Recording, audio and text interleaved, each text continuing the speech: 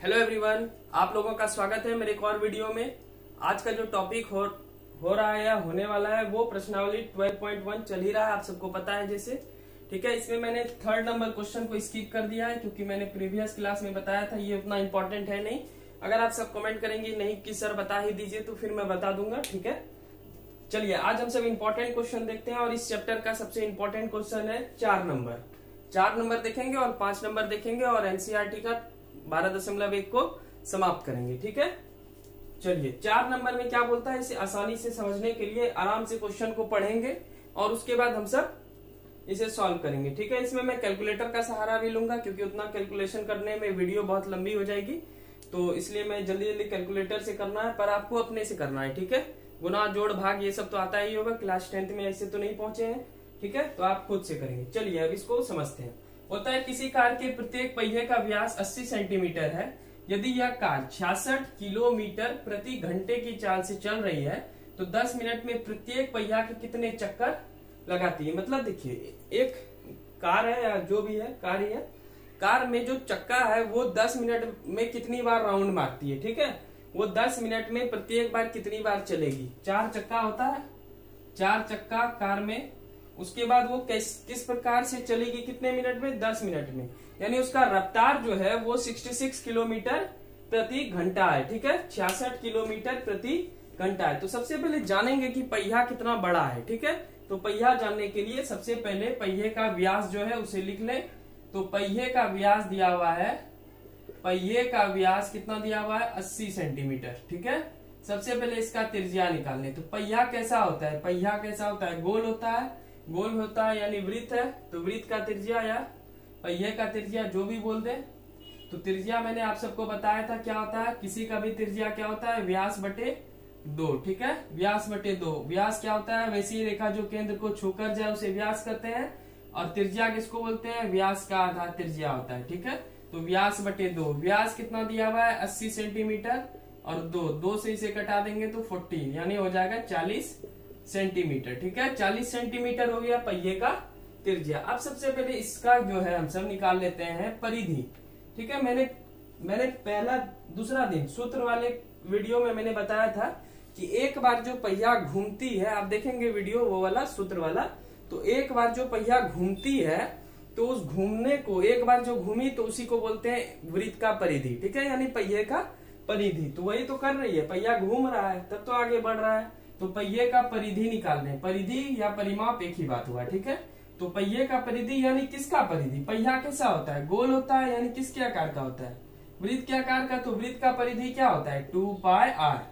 ठीक है, 2 into pi का वैल्यू हमेशा 22/7 आपकी किताब में दिया हुआ है ऊपर में, r का वैल्यू 40। चलिए कभी 7 से कटने वाला है नहीं।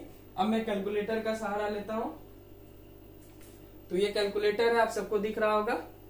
चलिए मैं गुना कर देता हूं, तो 2 गुना 22 गुना 40, देखिए 2 गुना 22 गुना 40 डिवाइडेड बाय 7। ठीक है, तो हो जाएगा आपका 251.428। अगर इसे शॉर्ट फॉर्म में लिखे तो जब 5 से अधिक रहता है तो इसमें 1 जोड़ दें तो वो अपने आप हट जाएगा। ठीक है, तो 2 में 1 जोड़ दें, जब ये 5, 6, 7, 8, 9 रहे तब ये हो गया सेंटीमीटर। यहां तक आपको समझ में आ गई होगी। ठीक है, तो वृत्त पहिए का हम सब क्या निकाल लिए, पहिए का निकाल लिए, कैलकुलेटर बंद हो गया था। ठीक है, तो पहिए का हम सब निकाल लिए परिधि। अब मैं इसे रब करता हूं। अब देखिए यहाँ पे सबसे कॉम्प्लिकेटेड चीज है, उसे हम सब समझेंगे। पहिए का परिधि यानी पहिया हम सबका पता चल गया कि 251.43 सेंटीमीटर बड़ा है। अब यह कार जो है वो कितने की रफ्तार से चल रही है, 66 किलोमीटर प्रति घंटा। तो कार की चाल रफ्तार से चल रही है, मतलब चाल कितना, 66 किलोमीटर प्रति घंटा। इस पे गौर करेंगे। ठीक है, ये सेंटीमीटर में है और ये सबसे हाईएस्ट फॉर्म में है किलोमीटर और घंटा में। चलिए इसको हम सब सेंटीमीटर में बदलते हैं। तो सबसे पहले 66 गुना, अब मैं लिखते जाता हूं। ठीक है, बगल में आप किसी साइड लिख देंगे, इसे मैं फिर रब कर दूंगा। ठीक है, या यहाँ पे रहने भी दूंगा तो कोई बात नहीं, इसे आप उतारेंगे नहीं क्वेश्चन में। ठीक है, 66 गुना 1 किलोमीटर बराबर क्या होता है, 1 किलोमीटर बराबर 1000 मीटर। तो सबसे पहले इसको 1000 से गुना किए, तो जैसे ही 1000 से गुना करे ये बदल गया आप किसमें, मीटर में।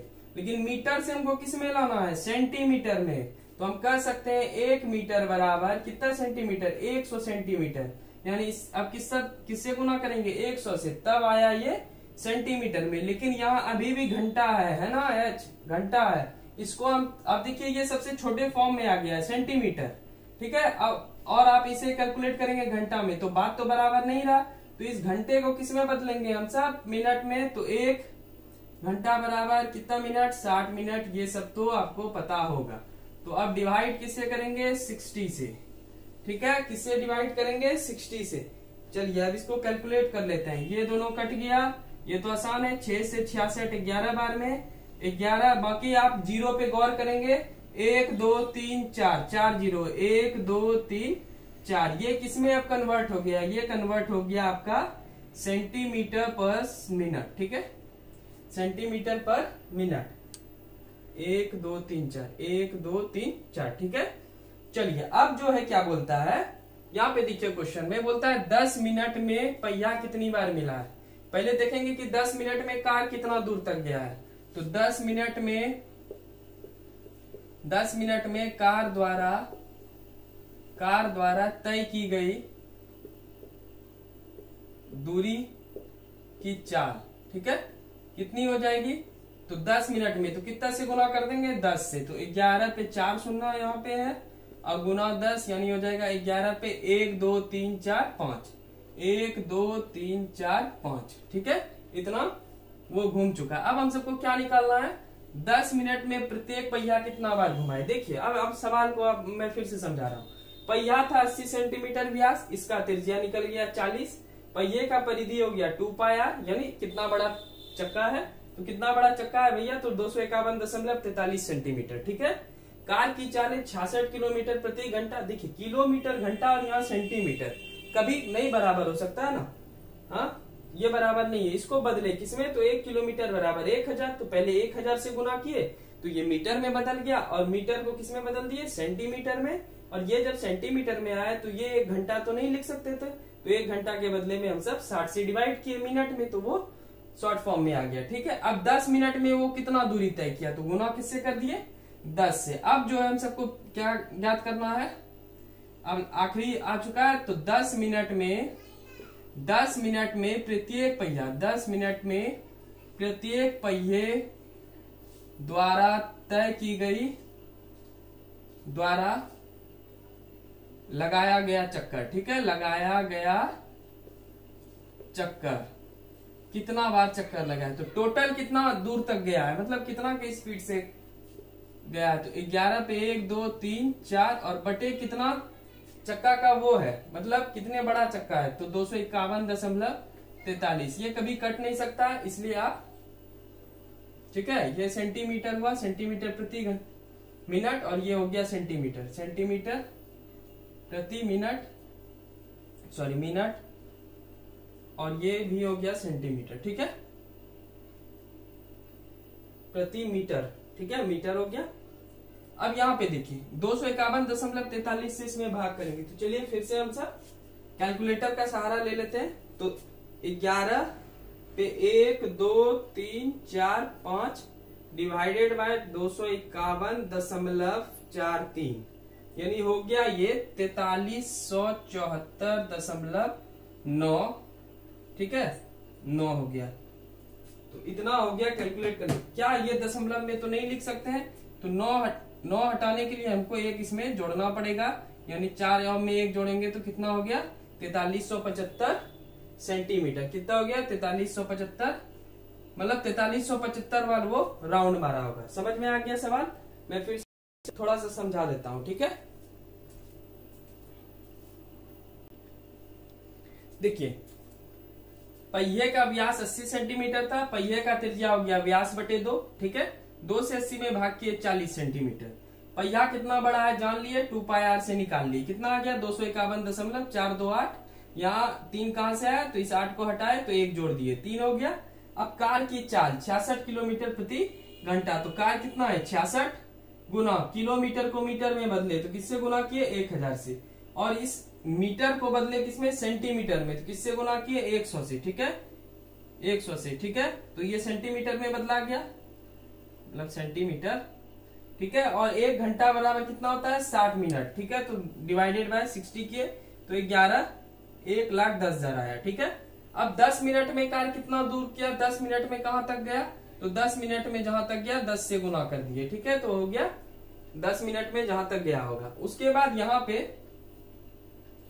पे भी तो मिनट आएगा ना, ठीक है, क्योंकि ये भी तो चला है, पहिया ही चला है ना मिनट में, ठीक है। अब देखिए यहाँ पे 10 मिनट में कितनी दूर तक कार चली, तो जितना बार चक्का दौड़ा होगा तो उतना बार लिख दिए 11 लाख, क्योंकि 10 से गुना हो जाएगा। अब 10 मिनट में प्रत्येक पहिए द्वारा लगाया गया चक्कर, ठीक है।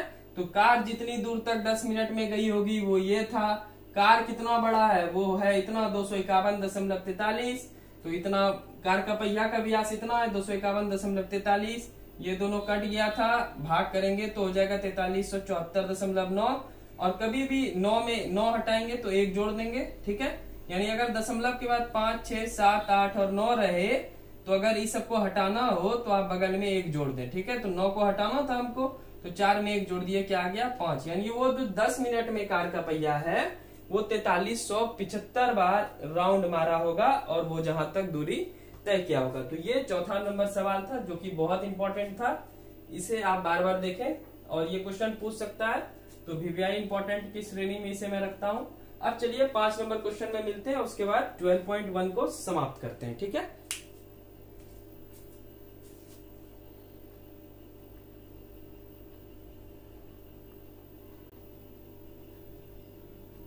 चलिए 5 नंबर देखते हैं क्या बोलता है। यदि एक वृत्त का परिमाप और क्षेत्रफल संख्यात्मक रूप से बराबर है तो उस वृत्त की त्रिज्या क्या होगी, ठीक है। तो ये आपका ऑप्शन भी दे दिया है, तो सीधा कुछ भी इसमें नहीं करना है, संख्यात्मक रूप से बराबर ही बोला है तो और तो इसमें कोई टेंशन है ही नहीं।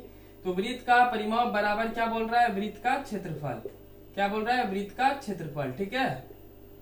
तो वृत्त का परिमाप बराबर क्या होता है 2πr, वृत्त का क्षेत्रफल बराबर क्या होता है πr स्क्वायर, क्या होता है πr स्क्वायर। अब यहाँ पे देखें 2πr है, यहाँ पे ऐसा लिख सकते हैं पाई गुना r, क्या बोलता है वृत्त की त्रिज्या क्या होगी, तो पाई से पाई क्या हो गया कट गया, पाई से पाई क्या हो गया कट गया, एक r से एक r कट गया, तो r बराबर क्या बच गया, इधर r है इधर 2 है, यानी लिख सकते हैं r बराबर 2 मात्रक। क्या आंसर हो जाएगा 2 यूनिट, ठीक है, 2 मात्रक। तो ये आपका 12.1 समाप्त होता है। मैंने 1 नंबर क्वेश्चन पढ़ाया, 2 नंबर पढ़ाया, 4 नंबर पढ़ाया और 5 नंबर। 3 नंबर इतना इंपॉर्टेंट नहीं था इसलिए मैंने इसको स्किप कर दिया, ठीक है। अगर आप सब बोलेंगे तो मैं जरूर बता दूंगा। चलिए यही था वीडियो 12.1। अब मिलते हैं 12.2 के साथ, उसमें सारे क्वेश्चन इंपॉर्टेंट है तो वो सारा बताऊंगा, उसमें भी देख लेंगे, 1-2 छोड़ के बाकी तो सारा इंपॉर्टेंट है, ठीक है। तो वो सारे क्वेश्चन हम सब देखेंगे बारी बारी से। इससे पहले मेरे चैनल को सब्सक्राइब कर लीजिए और वीडियो अच्छी लग रही हो तो लाइक कर लें, और जो भी 10वीं के विद्यार्थी हैं उनके साथ शेयर करें ताकि उनको भी आसानी से समझ में आ जाए, ठीक है। तो थैंक यू सो मच, अब मिलते हैं नेक्स्ट क्लास में, बाय बाय।